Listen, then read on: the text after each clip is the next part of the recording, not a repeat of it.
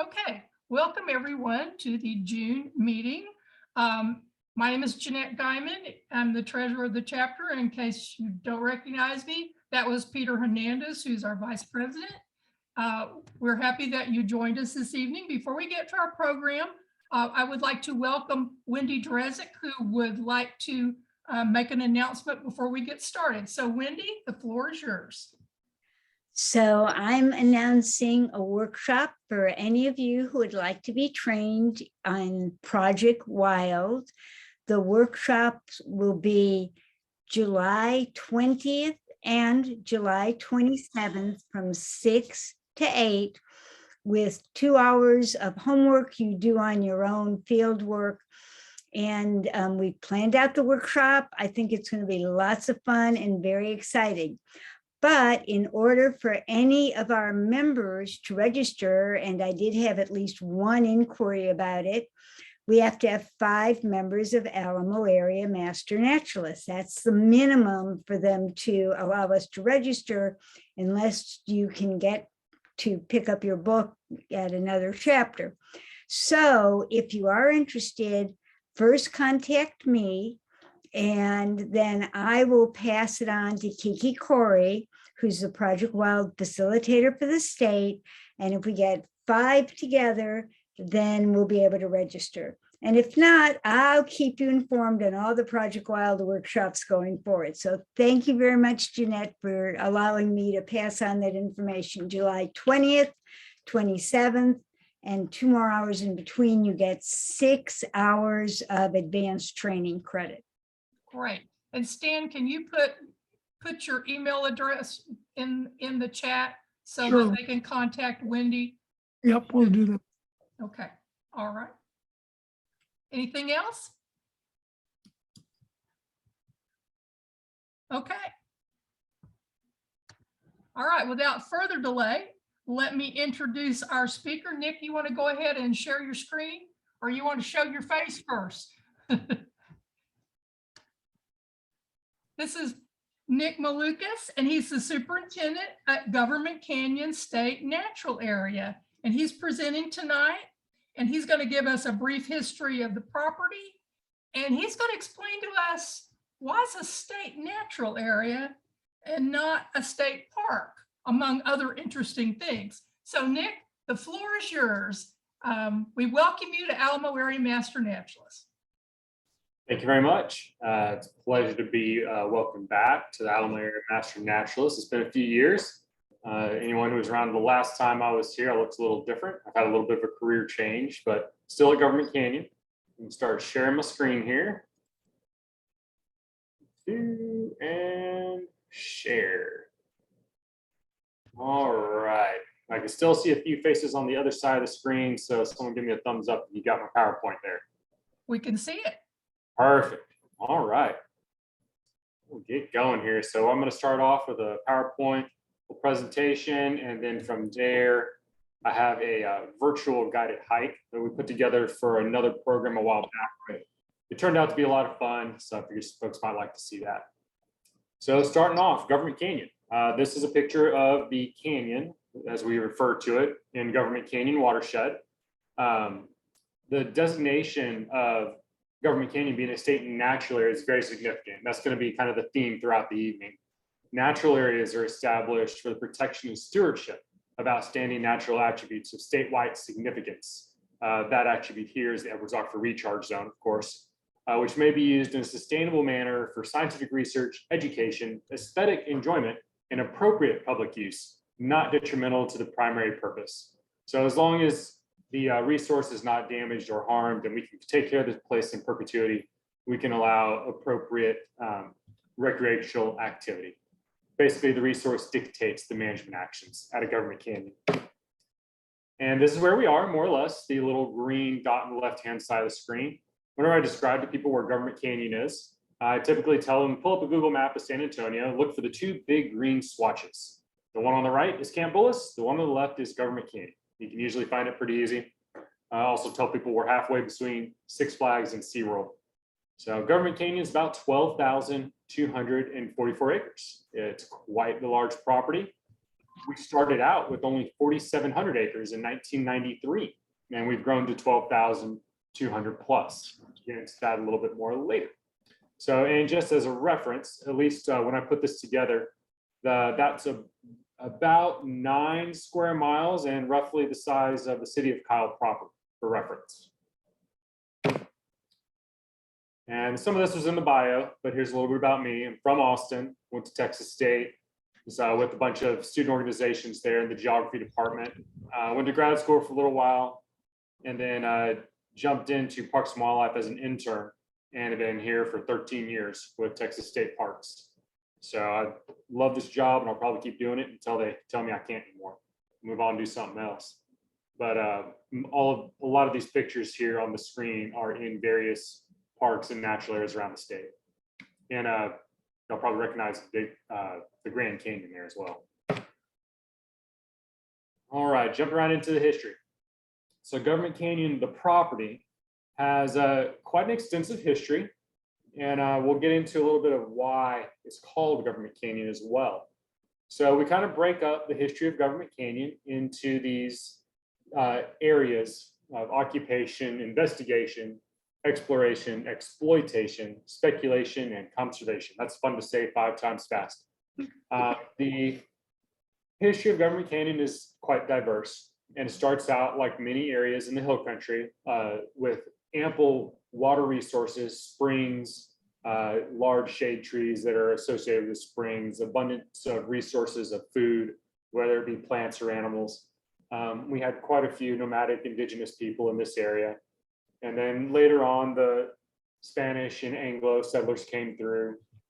And then between the 30s and 60s, you had the US military. That's where government comes in to the canyon, so to speak. That's around the time that Joseph E. Johnston of the US Army Corps of Engineers came through to survey a route. And he was tasked to survey a route from essentially Fort Sam Houston to forts out west. And that established the route through what's called now the Joe Johnston route, which if you look at old Google Earth images, you can roll back your Google Earth. I like to go back in time. It's a lot of fun. And you can actually see where the Joe Johnston route extends north into Medina County and south towards San Antonio. This was a major supply route. We haven't determined exactly which fort, but we would assume it kind of went towards Uvalde, Bandera area, and then out from there. Then that road was used quite a bit and had heavy military presence on it, military supply wagons. So the neighbors started to begin referring to the area as the government's canyon.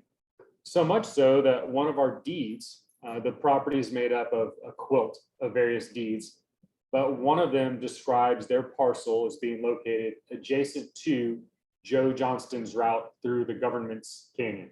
So that's where the name came from a historic document. So moving on a little bit past that, you have exploitation. So you've got people like the Hoffmans, the Callisons, the Lytles. And we use exploitation, a very loose term, basically people working the land, utilizing the land as their livelihood. So the Callison family had a very large ranch down here. The Lytles were the most recent. And the Hoffmans were the ones who essentially owned what we consider the heart of Government Canyon, the original 12,000. There's a lot of information on all those families. Come see me, I'll give you everything you want. And then we can move forward into speculation, which sets the scene for Government Canyon to become what it is today. And the 80s, this place was slated to be a 80,000 home development, basically part of San Antonio Ranch. And then this project went up in the savings and loans crisis, and the whole property defaulted. It was basically laid fallow for a while. It was enjoyed by the locals who would essentially trespass on the property, just out here enjoying the special place that is Government Canyon. And the late 80s, early 90s, an opportunity came up to acquire the property. It was about to be sold off, and some locals who we call the Government Canyon Coalition. There's a good article if you want to Google it. It's called a Kitchen Table Conservationist. Tells you a little about the story. It's a great article. Tells you about the beginnings of Government Canyon. But they got together with a bunch of civic organizations and the partners you see on the screen here. If you come to Government Canyon, we have a small rock garden with these partners' names inscribed on limestone boulders. And these are the people who got together to essentially put together some money and pull the original 4,700 acres of Government Canyon off the auction block and set aside in perpetuity, governed by Texas Parks and Wildlife as a state natural area. And I have a little bit more detail on that. So that was the new San Antonio Ranch New Town Corporation was planned in the 70s. And the 80s is when the savings and loans crisis went through. And then in 1993 is when the Trust for Public Land worked with the organizations you see on the screen to set this property aside. Right, that's a close-up of that map of the heart of Government Canyon.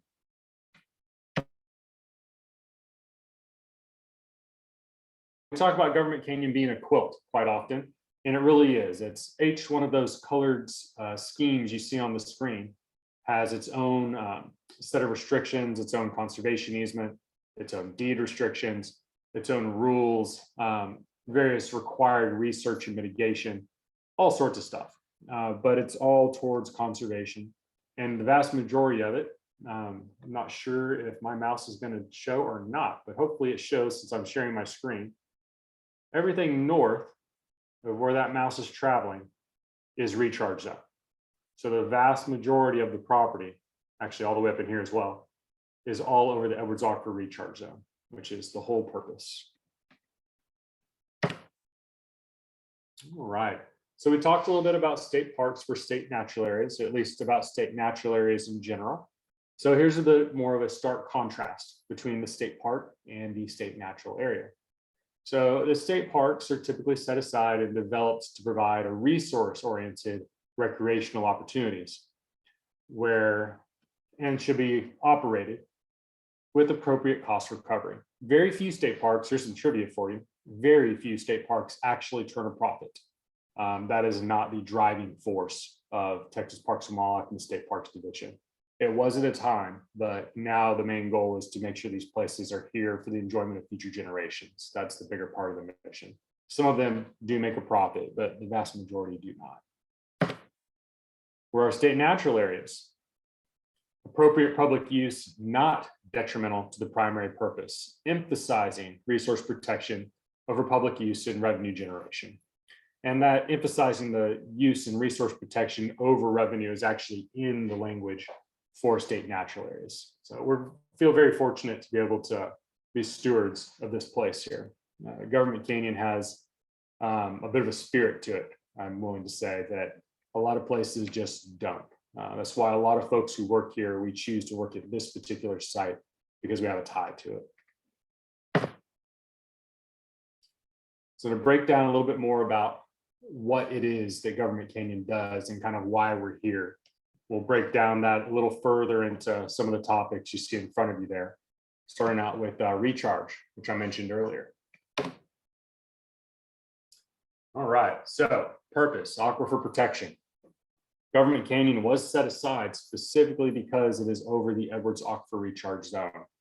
And as you have seen, anyone who's lived in this area for, I'd say even 10 years, maybe 8 years, have noticed just an explosion on the far west side and over the recharge zone in general of development.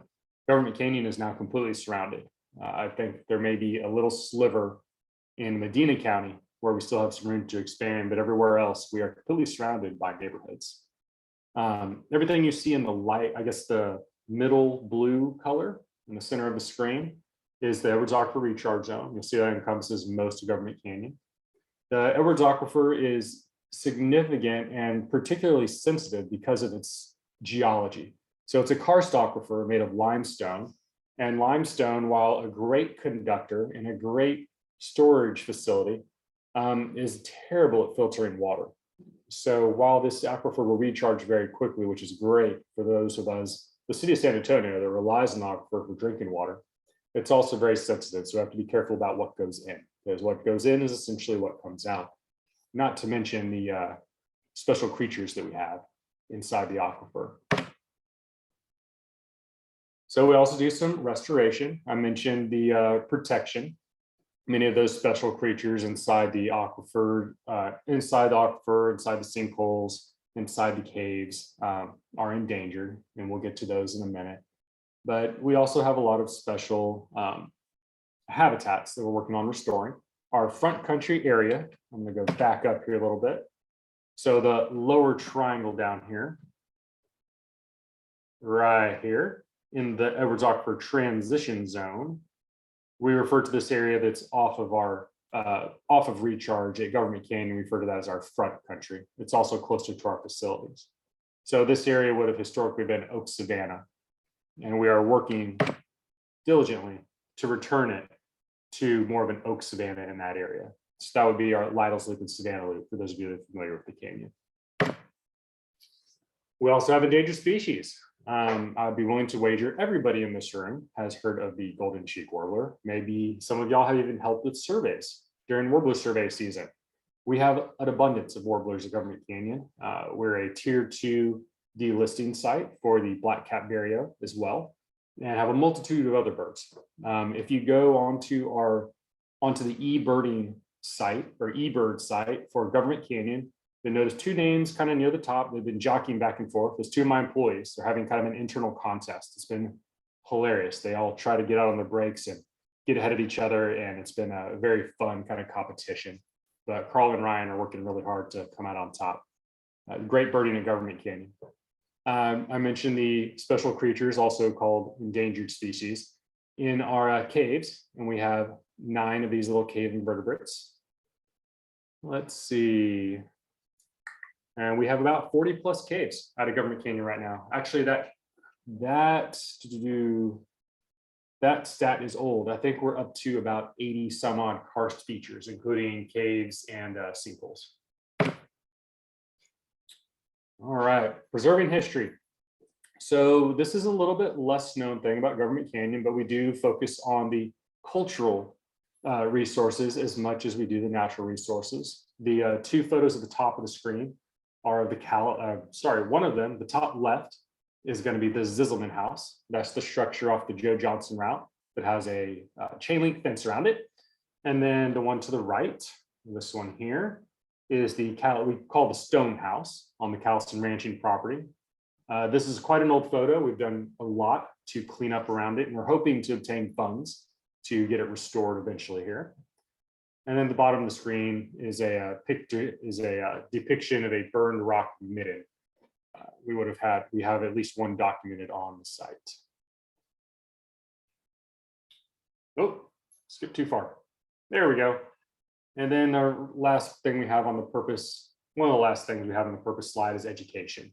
So interpretive programs, bridging the gap to a relationship between the visitor and the resource. It's referred to in some places as a staircase to stewardship, as it were. Basically, the bottom rung is we get them out to Government Canyon, and they come out and they get here. And then maybe they come to a program. And in the program, they learn something that makes them intrigued, and they take it upon themselves to want to learn more. And then when they learn a little bit more, they want to become involved. And then after they become involved for a little while, they want to do something active to help protect this place. And along the way, they turn from just the passing visitor into a steward, a partner in conservation, as it were.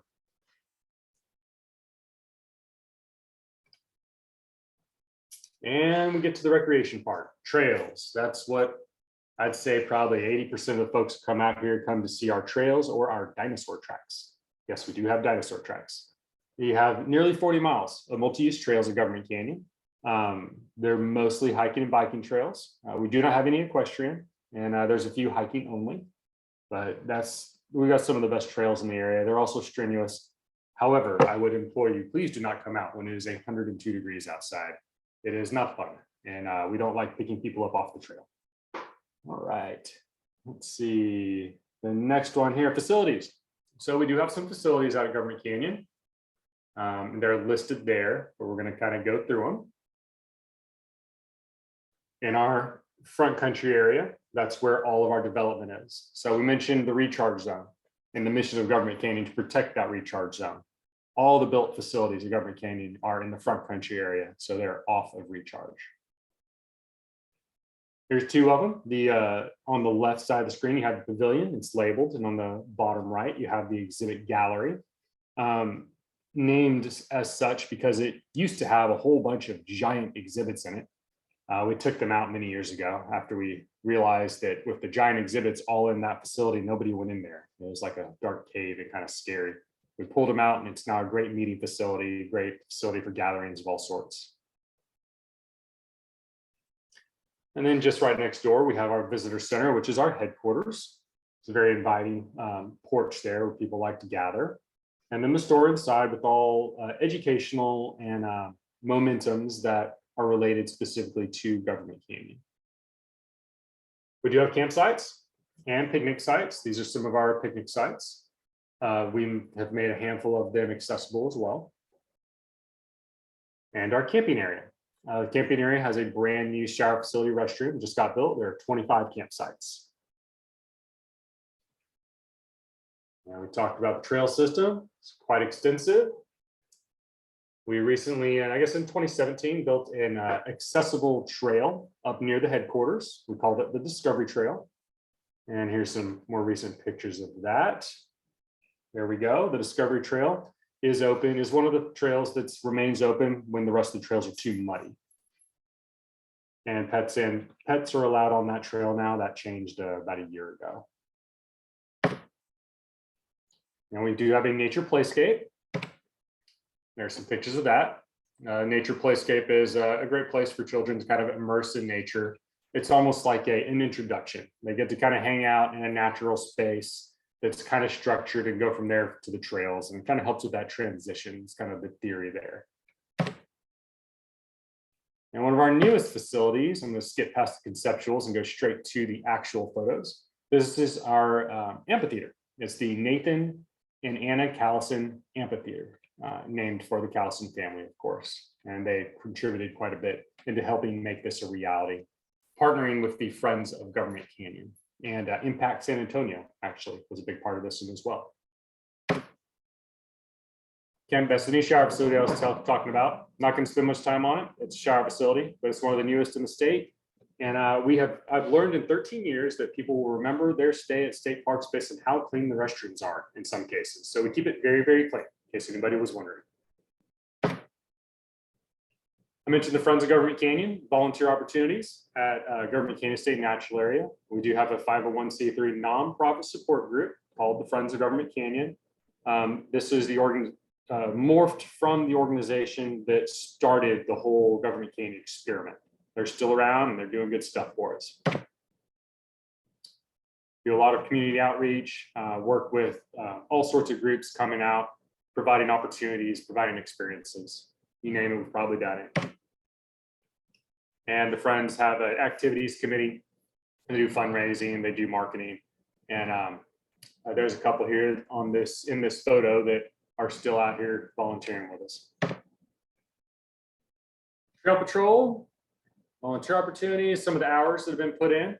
That I believe those hours are from last year. I haven't updated them for this year yet, or 2019, a couple years ago. And planning for the future. We've got stuff in the works. I'm not going to get too far into it because I'm going to get onto this hike, but there we go. So Government Canyon, that's where we are. That's my information. I'll leave it up on the screen for a second. And while I'm transitioning to the virtual hike, this would be a great time to open it up for some questions while I'm setting up. If anybody wants to facilitate ones that have been typed in the comments or have any they want to shout out.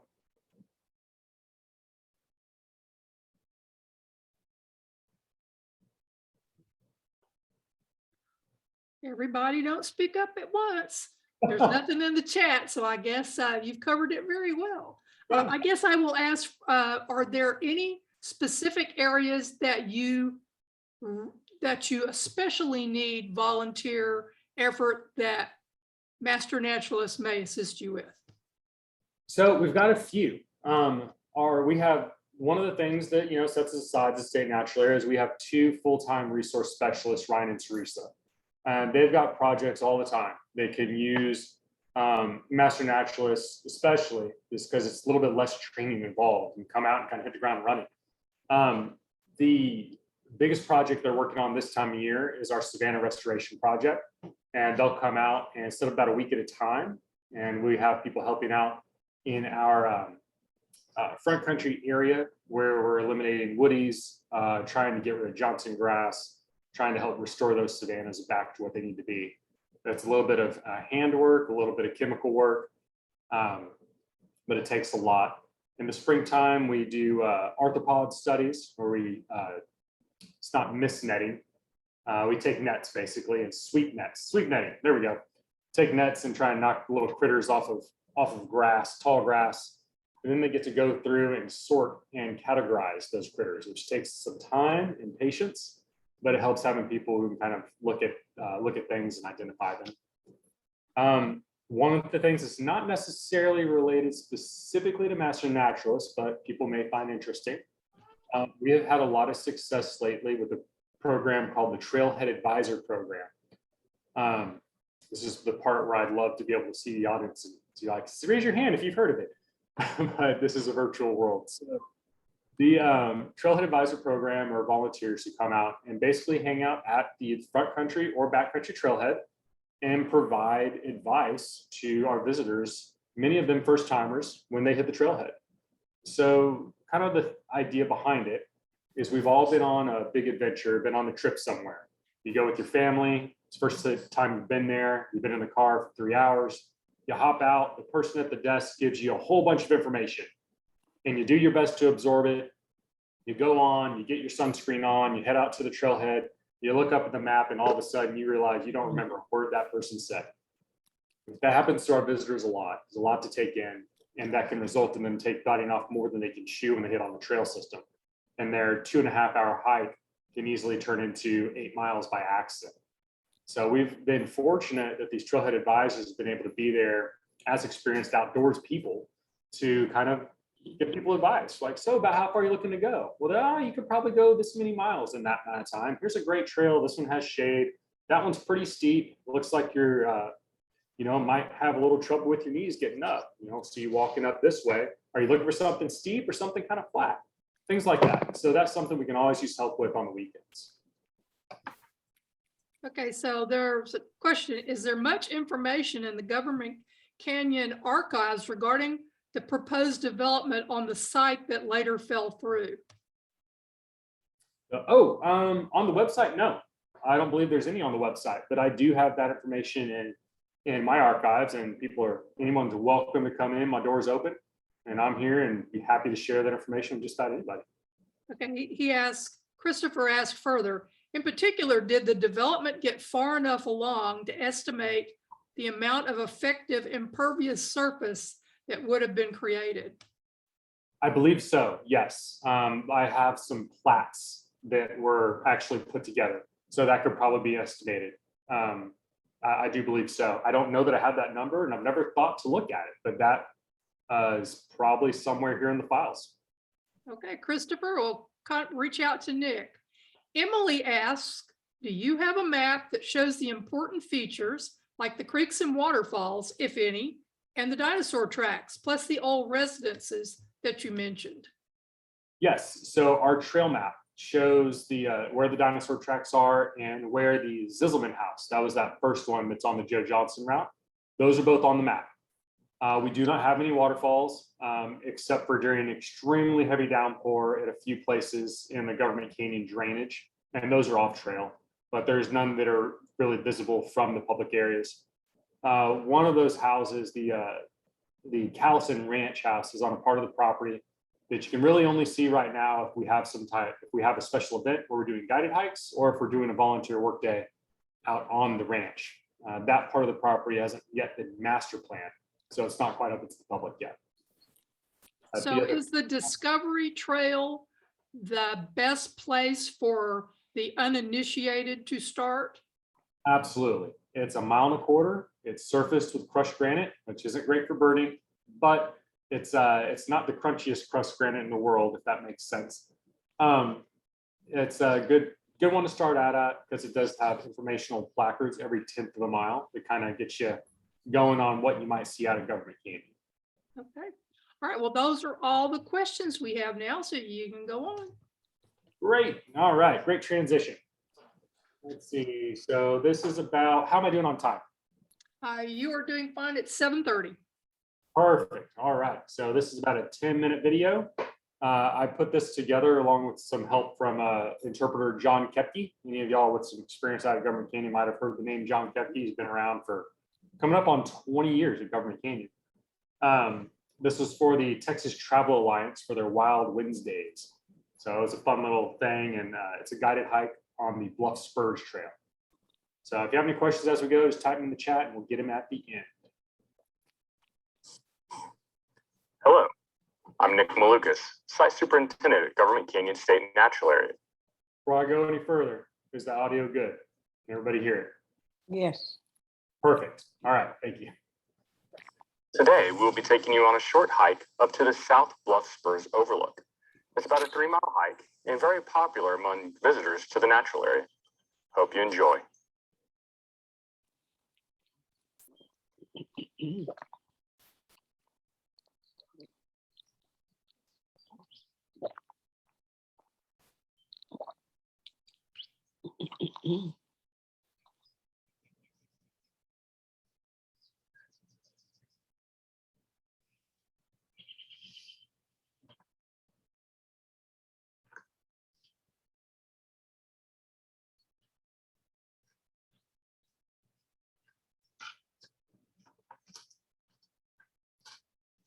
Howdy, and welcome to Government Canyon State Natural Area.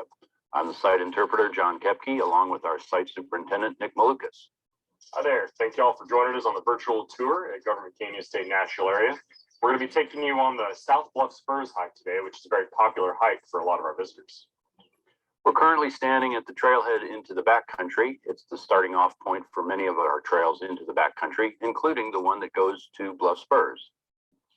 At this kiosk, you can get yourself oriented to figure out exactly where you are. We even have a handy little thing that says you are here, right here. From there, you can look at the trail system. You can compare it with your map, which you'll have gotten at the visitor center, and you're ready to start your hike.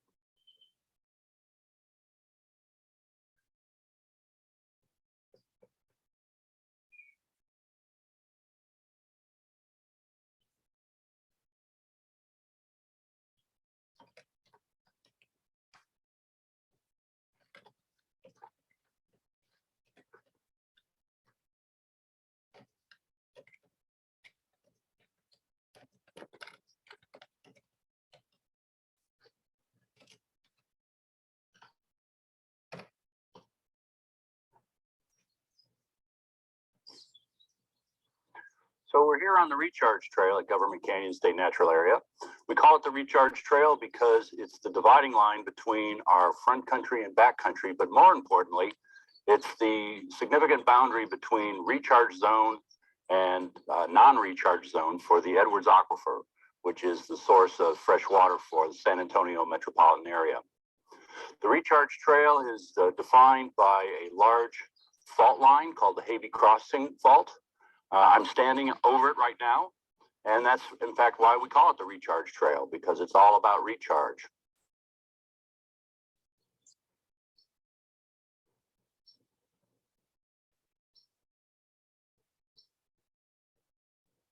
So here we are at the trailhead to the Bluff Spurs Trail. We've just come off the Recharge Trail, and now we're going to be heading north, up and into the Edwards Plateau. For the observant viewer, they will see a change in the plant community as well as the soil conditions as we're leaving the richer soil coverings of the front country area and getting into the rockier areas of the back country.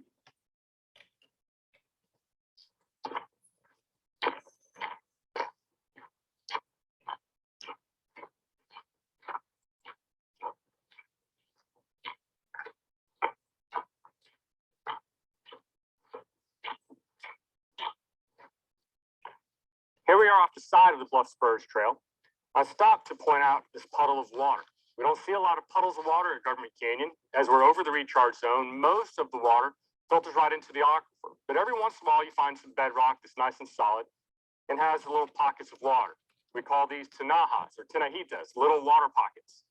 It translates more directly into a water jar. But this little water pockets developed by all these little rocks. They're down in this hole. Anytime it rains, water flows down the hill, grinds these rocks around, almost like a rock tumbler, and makes this pocket deeper and deeper. These little tinajitas are sometimes the only place you can find water after a rainstorm.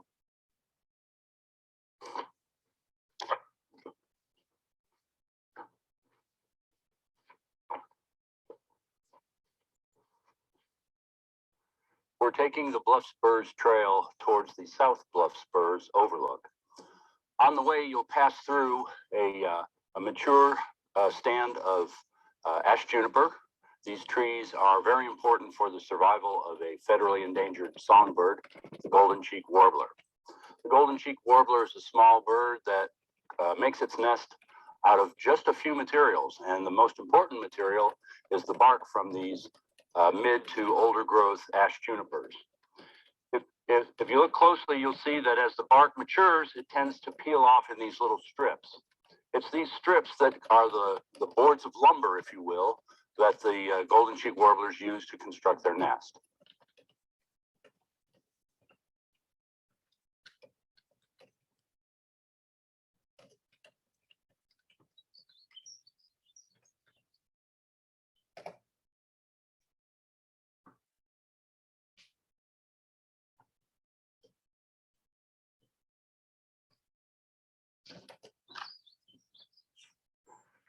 Once you finish your climb up the Bluff Spurs Trail, you come to an intersection. Very important to pay attention to intersections on trails. Good time to get out your map. Make sure you know where you're going.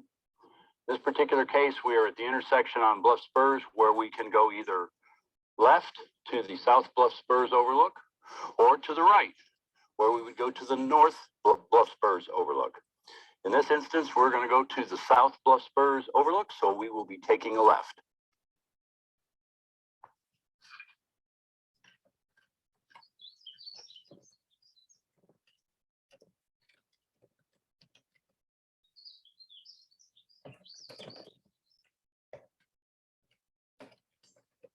We just came up a little bit of a climb on the Bluff Spurs Trail.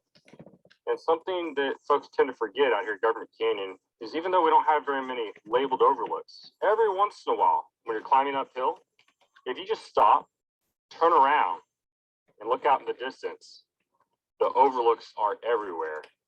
And on a nice clear day, they are gorgeous. Visitors often ask about our wildlife out here at Government Canyon State Natural Area. The fact of the matter is most of our larger wildlife is nocturnal, so you won't see them. They're out at night. However, after a rain, that's when we're able to tell who was in the neighborhood. And that's done by the different signs that they leave, such as tracks. For example, here we are on the Bluff Spurs Trail, headed to the South Bluff Spur Overlook.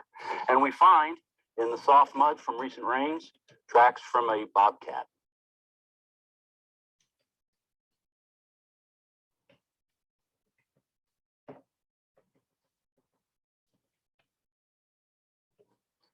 As Nick mentioned, some of our best overlooks are easily missed by the unobservant viewer.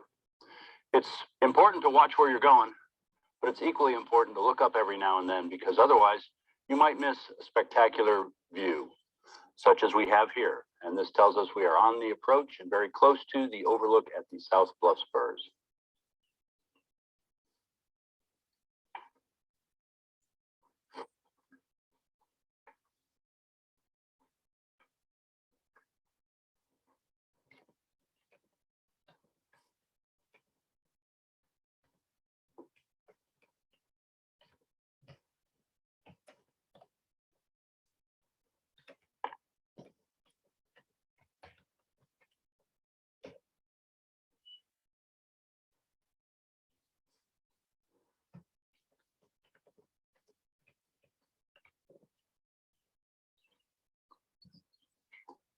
Here we are at the South Bluff Spurs Overlook. It's a dramatic view of the canyon here at Government Canyon State Natural Area.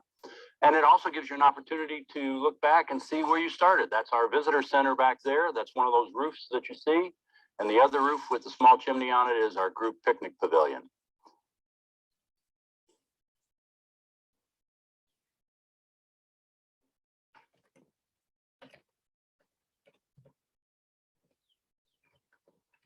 Visitors who come to see us often miss the canyon. They may be hiking in locations that don't allow them a view to really appreciate the gentle contours of the Texas Hill Country. From up here on the South Bluff Spurs overlook, you really get a good view of Government Canyon. You can see that the Texas Hill Country is not as dramatic as other canyons, say the Grand Canyon, but it does have a soft, quiet quality that gets under your skin and makes you want to come back. One of the primary attractions for people at Government Canyon State Natural Area is our dinosaur tracks. We have dinosaur tracks from the Cretaceous period. We have theropods, which are three-toed dinosaurs, and sauropods, which are round-footed dinosaurs. However, it's not just all about dinosaurs. At Government Canyon, it's all about water. Water is the primary resource that we're helping to protect, and we do that through, we have what is called a karst preserve here. Karst is a word that describes a landscape that helps to promote recharge into our area's aquifer. That is where most of San Antonio's fresh water comes from. So if you come to Government Canyon to see the dinosaur tracks, we hope you'll take a moment to come up to an overlook such as this and enjoy the view.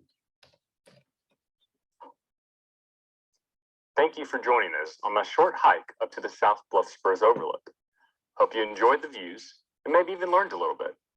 The most important thing is to understand why Government Canyon State Natural Area is so important, not only to the state of Texas, but to the city of San Antonio and for aquifer protection. If you have any more questions, John Kepke will be available shortly to take those. Have a great rest of your day. Except John is not here. So I am here for any questions. Thank you very much. There's a couple things in the chat here I'm going to jump on. Several years ago, a relative missed a meeting for dinner because he was running at dusk, grounded a quarter, ran into a cougar. So we've had lots of cat sightings out here. Bobcats are very, very common.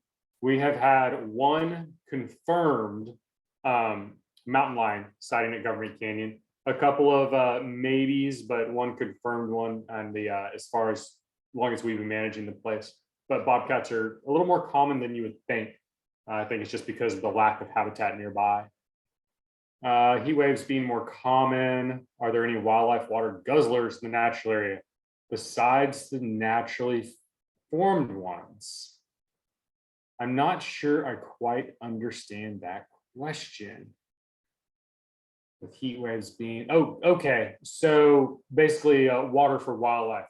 So the only thing that we have out here that we set aside that's not natural is we do have a couple of bird baths right up at the visitor center in our kind of xeriscaped demonstration garden area.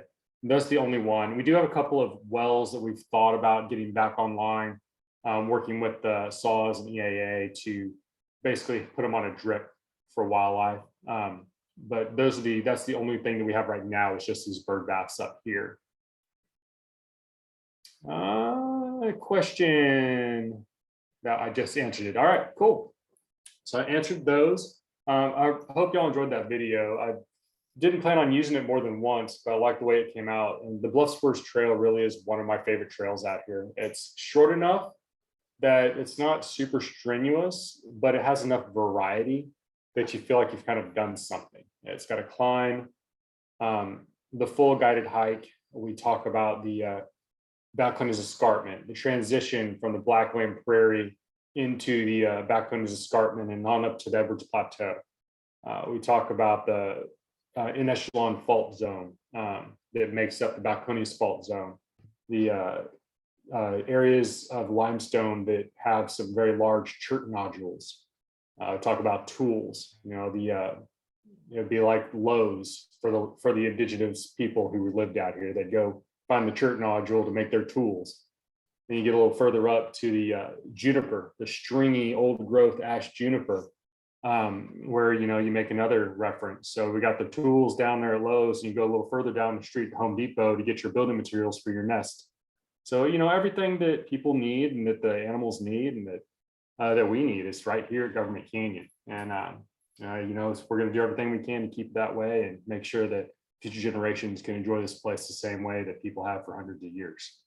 That's kind of the spiel. Let's see, given SNA's unique location and geographic features, does EAA partner with you to use it as a research site for studying the recharge zone? So EAA is one of our partners. We actually work with the Texas Speleological Association for a lot of our karst cave mapping. And that's kind of how we study the recharge zone in this area, is through the karst formations. We've got miles of mapped karst formations out here. There have been several studies over the years that have looked more at watershed. One of them was a paired watershed study where we worked. I had a site here at Government Canyon, which is the control up in Laurel Canyon. And we had a site at Guadalupe River State Park that was similar, where they removed a whole bunch of ash juniper. And they were studying the effects of removing a large quantity of trees. They just happened to be ash juniper from a habitat, and seeing how that affected water abundance. If anybody wants a copy of that, I'm sure I could find it. Let's see, any other questions? I'm going to stop sharing my screen here. Stop share. Go back to the, there we go. So got plenty of time. Oh, I see Derek Menz. Hey, Derek. Good to see you. Derek takes some amazing photos out here at Government Canyon. He can tell you probably more about the birds here than anybody that works here.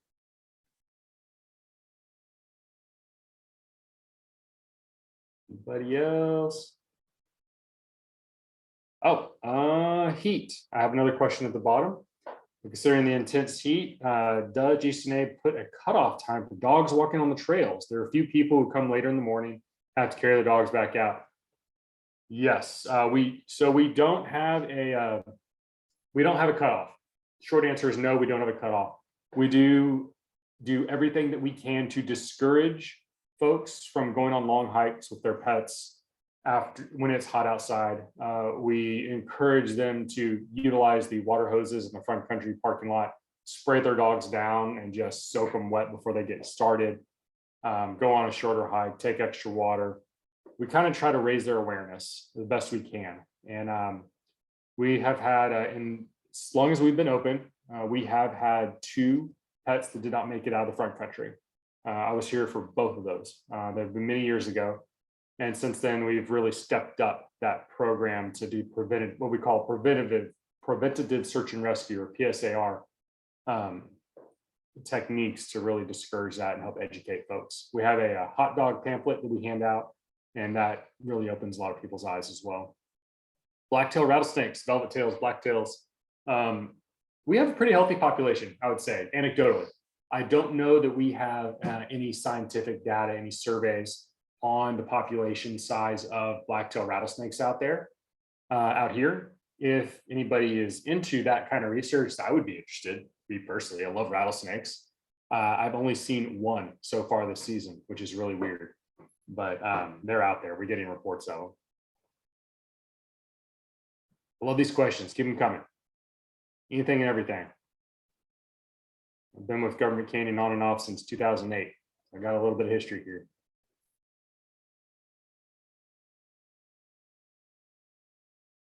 Oh, another one. What's the best way to volunteer for seeing opportunities that may not be listed on the calendar? Call the office. Yes, absolutely. Call us up. Let us know what you are interested in helping us with.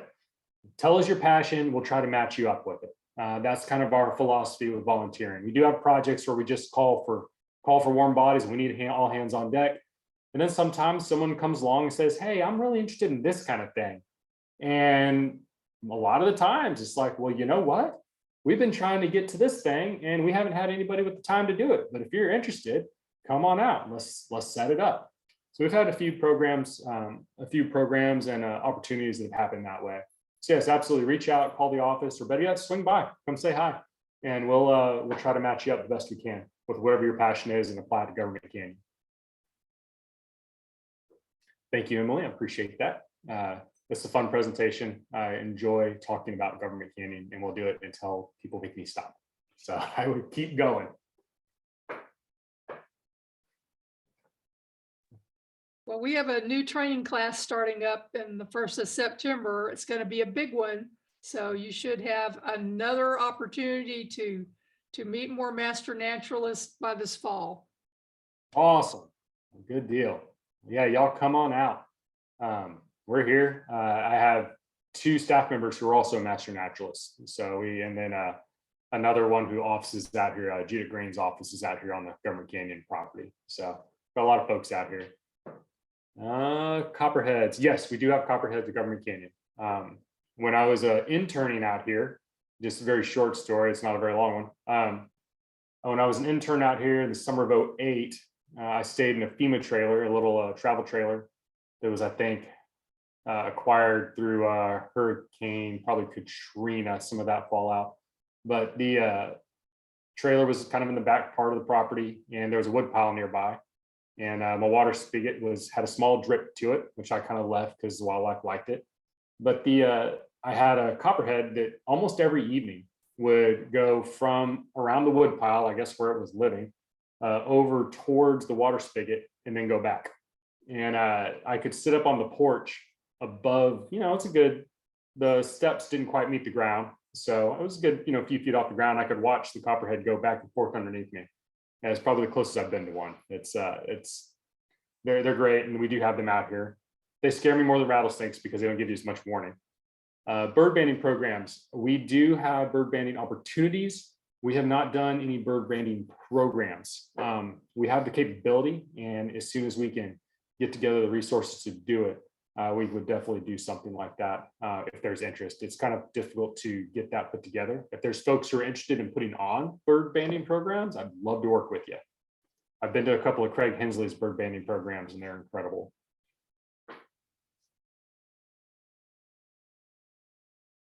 Use day pollen.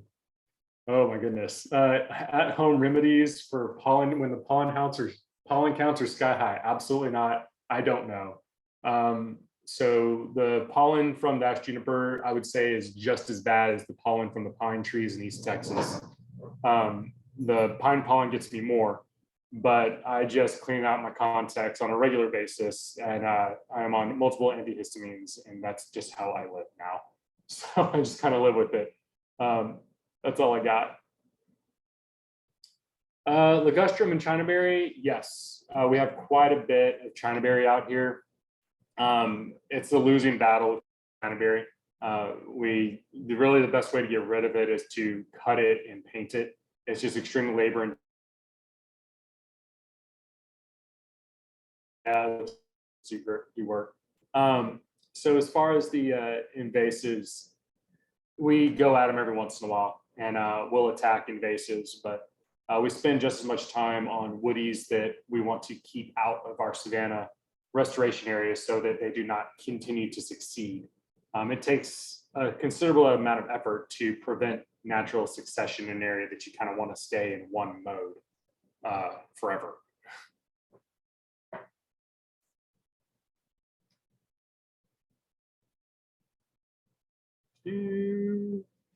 Get right up to the wire here. Any final questions before we shut her down? I don't see any. So any final comments, Nick? I really appreciate the opportunity to come and talk to master naturalists. We've had a great relationship with the Master Naturalist program in Government Canyon. It's my entire career with Texas Parks and Wildlife Department. I love what y'all do. It's great seeing folks that are engaged, involved, and interested and active in the conservation community. And it's just refreshing, and I love what y'all do. So thank you so much for allowing me to be part of that and come and speak to y'all today. Feel free to swing by the canyon anytime, come say hi. Even if you just got some time, don't want to hike and just want to come in and chat, I'm here.